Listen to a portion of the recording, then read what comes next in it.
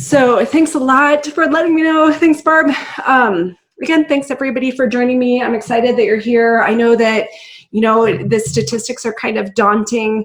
There are about 80% of the population that are going to develop some sort of back pain condition in their lifetime, which is staggering. So before we kick off and sort of jump in, I want to tell you a little bit of information about my team. My team is my treasure. I literally could not do what I do if I did not have them with me. I work at Yost Wellness Center and Yost Family Chiropractic. We offer quite a few different services that we'll go into a little bit later. Most importantly, though, today is about educating you as to what your symptoms might be telling you. Basically, how to better understand your body, how to properly test so you know the why behind what you're experiencing and what kind of the next best steps would be so you can get a solution and get to the root cause of what you're experiencing. Okay, so my team, we have quite a few people from Dr. Nicole to Dr. Kaya, Dr. Naomi, Dr. Megan, and myself. So there are 5 different doctors, and there are Caitlin, Jade, Macy, Lindsay, Jennifer, Kaylee, and Ben. I hope I didn't forget anybody, are the support staff. So they are kind of like the engine that makes things run. So I appreciate them. My story is kind of long, so I don't want to get into that tonight in respect of time, because we will be here about 30 minutes hanging out together. But I promise you, if you stick with me and stay to the end of this, you are going to change the way you look at what your body is trying to tell you as far as symptoms and what you can do about it. But my story, I have experienced in my lifetime quite a bit of pain, and joint pain that is, and I didn't really understand what it was, where it was coming from, because I was living a very healthy lifestyle, and it took doing some advanced testing to truly get to the root cause of it so that I could correct it. So I will tell you, at one point at its worst, my joint pain was actually affecting my ability not only to exercise and do my job, but also just to go to the bathroom, put my clothes on, bend over and pick things up, to really function on a day-to-day basis. And I found a way to correct that problem, fast track it. Well, it took me a long time to figure it out, but I can fast track it for you and teach you how to do it in a much shorter period of time. So to tell you a couple of stories before we get started, and then we're going to jump in, client stories I thought would be kind of fun to share. This was Melissa. She wrote that when she got to her 1-year anniversary, she said, it's been 1 year. I almost didn't make the appointment with Yost because I was tired of seeing doctors, spending money without getting answers. I literally only went because of the complimentary visit. And on the first visit, Dr. Heather knew what was wrong, and the test confirmed it. The doctors have been supportive, patient, listened, responded to my endless questions and texts. And I don't know where I'd be today without them. So I'm happy again. No more digestive issues, no more brain fog, no forgetfulness, no more sugar cravings, no pain, no more depression. Energy is back, sleeping on her own. And she says, and I asked her if I could share this, and she said, of course, stay with the program, continue to fight for yourself, don't give up. Yost knows what they're doing, their program works, there will be ups and downs, but fight through it. So we also had a patient a couple of years ago named Karen. She came in and she had quite a bit of joint pain, but she also was experiencing heart palpitations, irregular cycles, autoimmunity. And we did testing. We determined exactly what we could do to help her and put together a program of care for her. And ultimately the timing was wrong. There was travel that was coming up, holidays, get-togethers. And she said, I'll call you when the timing is right. So fast forward 2 years later, she came back to see us, but now her joint pain is daily. It's affecting her ability to function, to do activities of daily living. The anxiety has prevented her from traveling with her family. She's literally sleeping 3 to 4 hours at night, and that's a good night. We tested her, and now her inflammation markers, which we're going to go through shortly, what that means, have increased. She's pre-diabetic. She's got 2 autoimmune markers. And in her words, she said, my health is negatively affecting every area of my life. And, for Karen, she can't get those 2 years back. So what we do is we help patients try to avoid that. We help patients avoid suffering so they can live their best life symptom-free. So let's dive in here and talk about, let me just make sure that I can record my slides and you can see it. Perfect. So let's talk about some back pain facts. I mean, back pain does include your low back, mid back, upper back, or even sciatica, nerves and muscular problems, degenerative disc disease, and even arthritis can result in back pain. So back pain is one of the most common reasons that patients, people go to see their doctor or even miss work. And it is literally the leading cause of disability worldwide. So experts estimate that, like I said, upwards of 80% of the population will experience a back problem at some point in their lives. So whether you have a back problem or not, this is relevant to somebody that you know or yourself. So most cases of back pain are mechanical or non-organic, meaning that they're not caused by severe conditions such as like inflammatory arthritis or an infection, a fracture, or something like cancer. So common signs and symptoms of back pain can include things like achy muscles, shooting or stabbing pain, pain that radiates down your leg, pain that worsens with bending, lifting, standing, or even walking, or pain that improves with reclining. So did you know that there are actually two types of back pain? So they are categorized as either mechanical, and we'll dive into this, or inflammatory. So while each may kind of cause similar symptoms, meaning you might feel the same, they're very, very different in nature. So let's dive in and talk about each of those individually. So mechanical back pain is a common condition, causes pain that's kind of deep and agonizing in nature. The term mechanical means that the source of the pain may be, spinal joints, discs, vertebrae, soft tissues. Symptoms for this form of back pain injury can appear, this can be at any age, and can be worsened with movement or exercise. When we're addressing that mechanical back pain, rest and relaxation actually are often encouraged to kind of ease off or back off those symptoms. So this type of pain is typically acute. It can improve in even 4 to 6 weeks. The other form of pain is inflammatory back pain. So this is chronic and meaning it never really goes away even if the symptoms come and go. So meaning you might say, I have pain, these 2 days, and then it kind of goes away, and then it comes back, and then it goes away. That doesn't necessarily mean the cause of that back pain underneath the surface is actually going away. So symptoms typically appear, they can appear actually as young as, 25 with pain, stiffness, reduced range of motion. Sometimes this can last as long as 3 or more months at a time. And discomfort can also sometimes be worse in the morning and the evening. So exercise, let me let the next person in. Exercise can provide some relief when it comes to this form of back pain. I mean, in fact, symptoms are often made worse by inactivity, and like long periods of sitting. So this discomfort can affect sleep quality. And it's one of the reasons why many people with inflammatory back pain actually experience sleep disturbance. Inflammatory back pain is usually caused by some sort of underlying condition. So one of the common conditions that can cause this are autoimmune conditions. And this actually occurs like when your healthy cells in your body, the immune cells, they start to attack each other and trigger this kind of inflammatory response.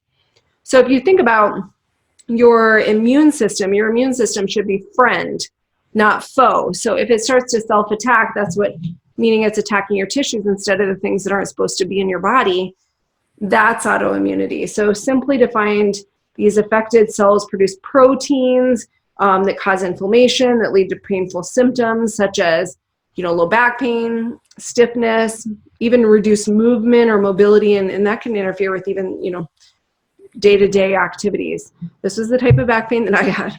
So some examples of common autoimmune conditions can include things like rheumatoid arthritis. I'm sure most of you have heard that. Systemic lupus, inflammatory bowel disease, IBD, multiple sclerosis, type 1 diabetes, psoriasis, and so on. AS, ankylosing spondylitis, is an autoimmune inflammatory condition that's primarily diagnosed kind of in young adults.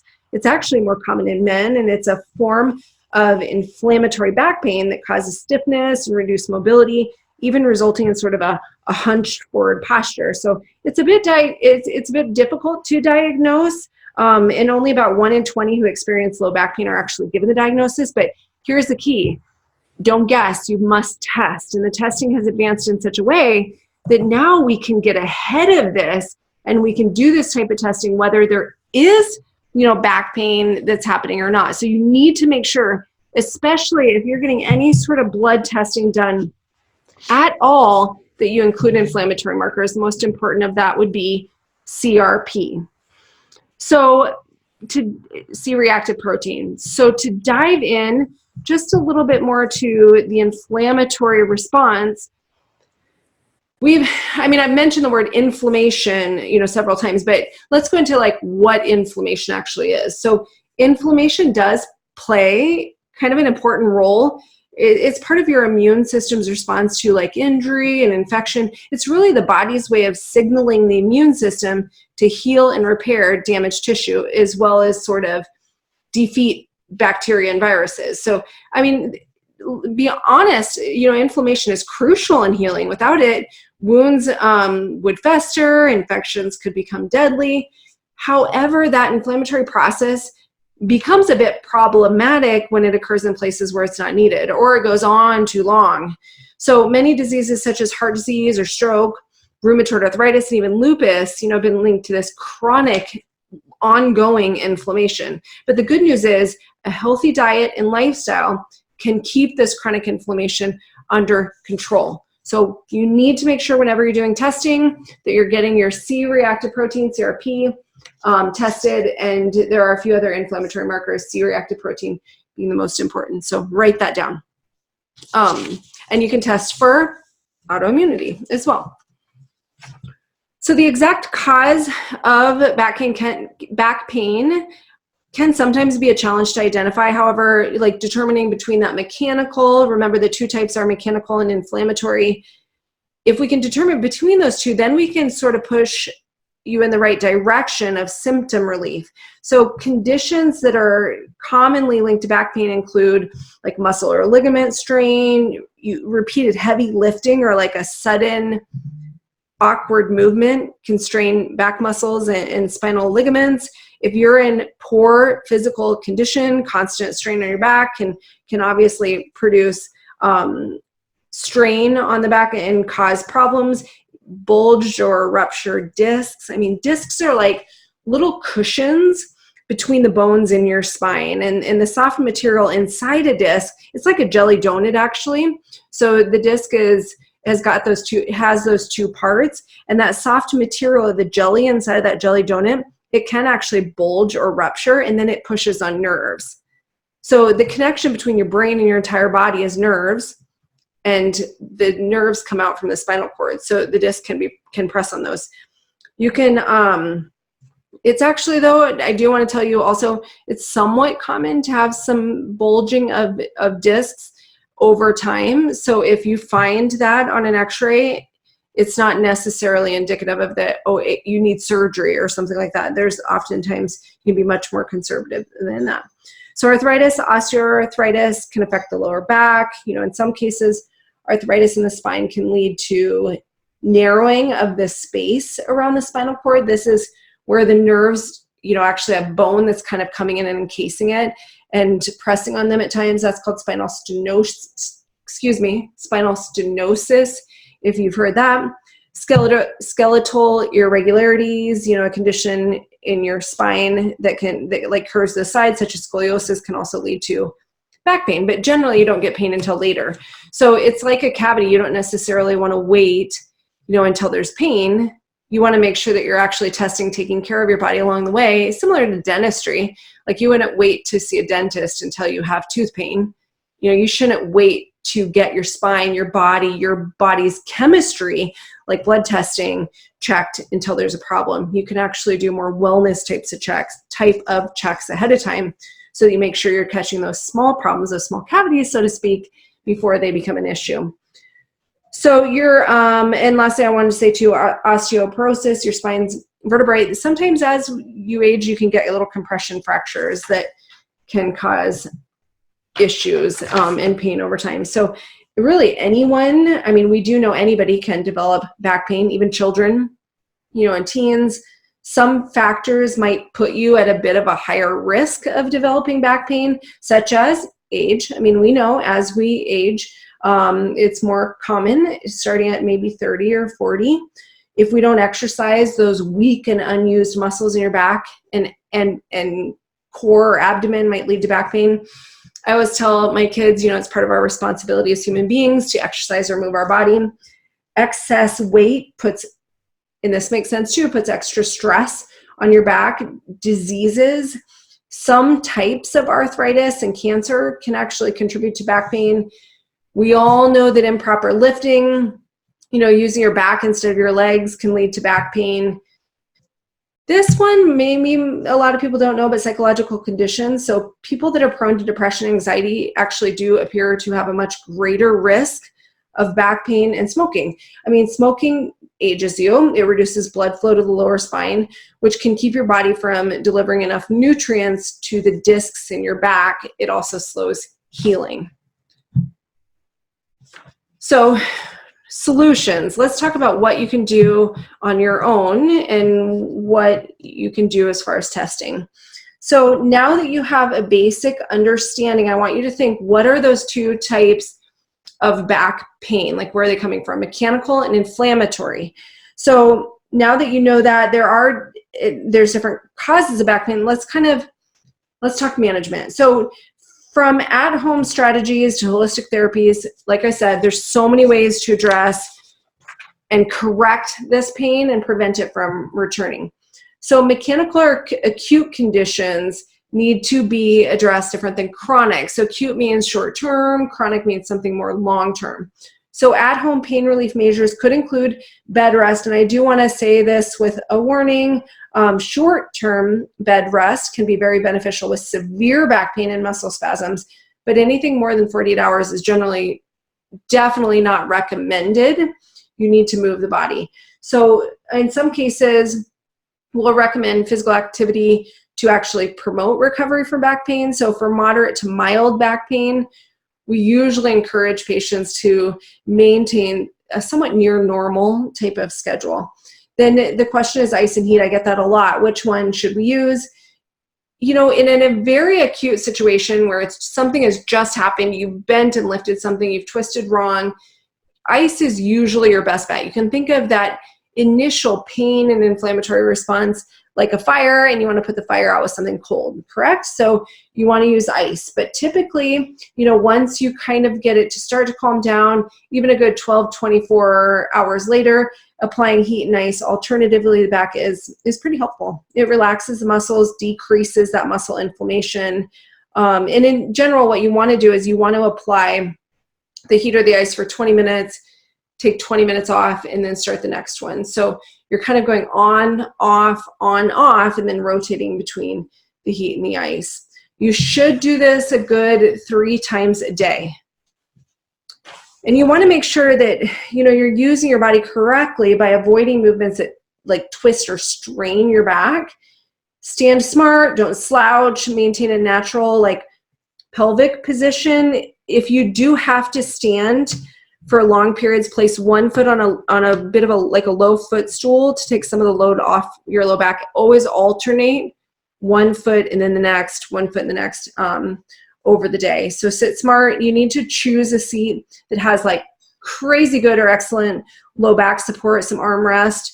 A swivel base is ideal. You can place a pillow or a rolled towel in the small of your back. That helps to maintain that curve in the small of your back. Keep your knees kind of the same height as your hips, if that makes sense. You might need to get something, a book, 2 books, some sort of footstool to prop your knees up just a little bit. Make sure you're getting up out of your desk every half an hour. Move your body, lift smart. Please avoid heavy lifting if possible, but if you must lift something heavy, I want you to think about letting your legs do the work. Keep your back very straight, suck your tummy in or tighten your core. Do not twist, only bend at the knees and hold that load as close to you as possible. A great example of this is you can think about if you were going to pick up a bowling ball and you held that bowling ball close to your body, how long could you hold that bowling ball? You really could hold that bowling ball probably a pretty long time. But now let's say that you put that bowling ball out in front of you and hold it at arm's length. How long are you going to be able to hold that bowling ball? Or let's say you put it out to arm's length and then you start to twist and bend. I mean, you can just get like, when I even say that, I think, oh, not a good idea. So really think about pulling that weight right in towards you if you're doing some lifting. Flatten the back, use your legs, tighten your core. Once your low back pain has started to dwindle or go down, you really have to think about preventing future episodes of that back pain by working the muscles that support that low back, including those kind of extensor muscles. So these muscles help you to maintain proper posture, proper alignment. They reduce pain, pressure on your spine. So having strong hip, pelvic, and abdominal muscles also give you more back support. So avoid abdominal. We're kind of taught that like abdominal crunch, like if you do crunches all the time, you're going to strengthen your back. That's sort of true, not true. You really have to make sure that you're doing any sort of core abdominal strengthening correctly. One of the very best ways to strengthen your core, which does strengthen and support your back, are planks. That is one of the best ways. So get a friend, get a buddy, get your spouse to watch you do it to make sure that your back is straight while you're doing it. There's a ton of YouTube videos out there on how to do a variation of planks, but planks would be the number one way to strengthen your core to support your low back. So I'm going to include some Yost Wellness Center on Facebook. I'm going to actually include some links for you so that you can look at. Jump on there. If you haven't liked Yost Wellness Center, make sure to like it because we have all of our upcoming events, workshops, webinars listed, as well as everything new coming out that you'll be able to see that come through your feed.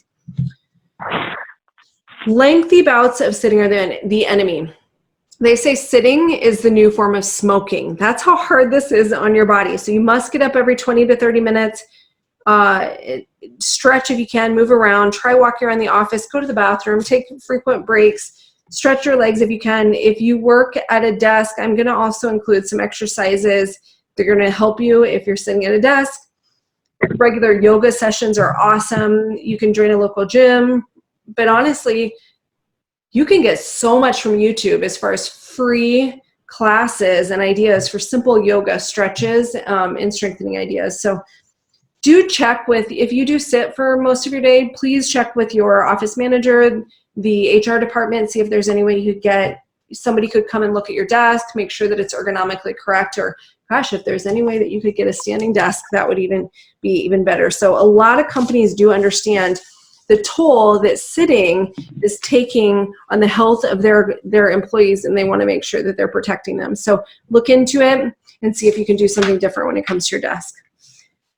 We are literally, myself included, guilty of having poor posture. However, like awareness of your bad habits really is the first step in correcting your posture. So I'm going to include on the Yost Wellness Center Facebook page as well a posture test that you guys can do. So you might need someone's help to take the measurements with a ruler or a tape measure, but because you stand against a wall with the back of your head touching the wall, place your heels 6 inches out from the wall. And there's a lot of, oh, sorry, I thought somebody knocked the door. Excuse me. Anyway, there's other things like what your shoulder blades should be doing and touching, and someone will measure. So that measurement is going to help you really understand how much work you have to do as far as your posture. So look on the Yost Wellness Center page for that link as well. So I've got a few goodies for you that I'm going to post after the talk. Please don't wear heels all the time. If you see me in the clinic, you know I love a good heel. I do. I think a heel is good for the soul, literally and figuratively at times. Don't make it your routine. If you know me well enough, also, I'm actually going barefoot most of the time. So I understand there might be that like you need to wear a little heel, but it can't be your rule. It needs to be your exception to the rule. It's not something that you're doing all the time, because if you're wearing high heels all the time, it does create a bit of an unstable posture. It increases pressure on that lower spine. If you're smoking, please do consider quitting. I know that most of you, if you are smoking, do want to quit. Get the help that you need, get the support. It increases your risk of osteoporosis. It ages your entire body. It obviously increases the risk of cancer, and a whole host of other diseases and dysfunction. So please get the help and the support that you need to quit. Watch your weight. Use diet and exercise to keep your weight within that healthy range. You know this, being overweight puts extra stress on the spine. So there are a lot of ways to lose weight. If you're struggling to lose weight, again, get the support that you need. If you literally have tried every diet and you're still not losing weight, please consider that there could be some sort of underlying condition like high insulin levels, candida or yeast overgrowth, some sort of autoimmunity or thyroid condition, which we could test you for and help you get to the root cause of why you're not losing weight. So there are so many times that patients come in and we realize they don't need a diet plan, they need a health plan. And once they get on the health plan, they start to naturally lose weight without calorie counting and points and so on and so forth. If you're not losing weight, there's a root cause, there's a reason behind that too. Think anti-inflammatory when it comes to your diet. So I really want you to think about eating plant-based paleo. If you have a pen and paper, write that down. Your 2020 goal is going to be plant-based paleo. The majority of what you eat should be plants, meaning I want you to be vegetable and fruit crazy. And then you can also eat, some nuts and seeds, some really clean organic grass-fed beef or some organic chicken, really good eggs. And I think I just said this, but nuts and seeds. So plant-based paleo 2020, that's what you're going to go after. So what are some, again, additional techniques to try? I've touched on this. Functional medicine is root cause medicine. Symptoms are your body's way of communicating with you. Symptoms are your body's way of saying, look at me and do something different. Functional medicine is what drives that. What is that different thing that you need to do by testing? The advances in testing new tests are coming out all the time. It's really exciting. We take care of a variety of conditions, and you can learn more about functional medicine at yostwellnesscenter.com. But in a nutshell, if you have any hormone imbalance, digestive issues, depression, anxiety, irritability, hormone issues, thyroid, autoimmunity, and so on, there's always a root cause to determining where that is coming in from and what you need to do to actually correct it. We test, we don't guess, and I'm happy to help you. Consultations are always free. No obligation consultations. Acupuncture. Acupuncture is ancient Chinese physical therapy. It's become sort of popular, and it's a well-researched method for managing pain. It works really well. Treatments do consist of inserting tiny little needles at various pressure points in the body and through the skin to increase blood flow and circulation. But please don't be intimidated by needles. These particular needles, I hear it all the time. I hate needles. I'm not good at that. 4 of these needles fit in the eye of a needle that draws blood. So if you've been bit by a mosquito and lived to tell the tale, I promise you will be able to handle these needles. Most of them, you don't even feel them go in. So there are a few ways by which acupuncture is thought to work as far as back pain. It does stimulate the nervous system. It does release opioid-like chemicals produced in the body. It does release neurotransmitters. Or I guess these are the schools of thought. Triggers electromagnetic impulses in the body. Oldest form of medicine, still practiced today, works really well, and some people just come in and do it for relaxation and stress reduction. So if you haven't tried it out, put that on your goal list too for 2020. Most common thing people think of with chiropractic is that you see a chiropractor for back pain, and for good reason. I mean, by correcting the alignment of the spine, those nerve endings can function properly, and pressure that's causing pain can obviously be released. So there's a lot of studies that have concluded that this works. that manual therapy is used by chiropractors are very useful, not only for back pain, but also for things like herniated discs, radiculopathy, nerve pain, numbness, aching, burning, tingling, and so on. So when working with a chiropractor, though, you really want to make sure that it's a whole body approach that's being used, and treatments are tailored to your specific needs. So again, you would want to make sure there's testing involved. You're not just going to a chiropractor and saying, I have back pain, excuse me, jumping on a table and getting adjusted. You want to make sure that there's a full evaluation being done. So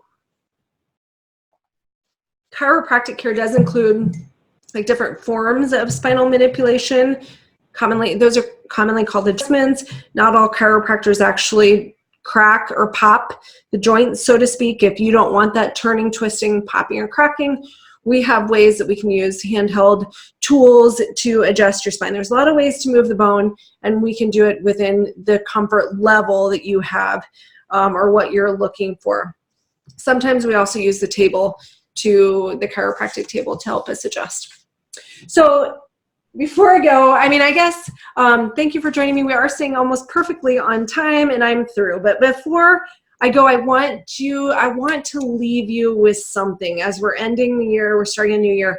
I want you to know that, I guess, I don't hope that you leave here and do something to change your life. I don't hope you do great things with your life. I don't hope that you look at your body, or change something you're doing. And you know why? I guess it's because I'm expecting it. And it's not just for you, but for the people in your life, for your friends, for your family, for your children, for the people you're spending every day with.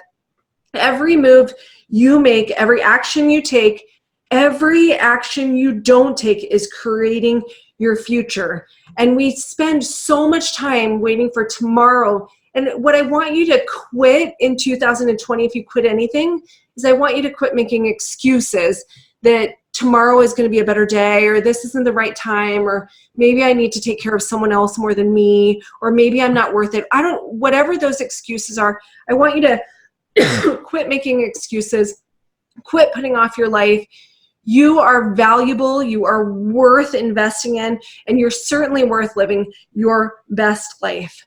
We are in this together. I am here. I have a huge goal in 2020, excuse me, to help as many people as I possibly can turn their life around so that they're headed in the right direction. And that means life is lived in the width and the length. So it's getting your quality of life back now and protecting that over the long haul so that you can look back on your life and say, I lived it to the best of my ability.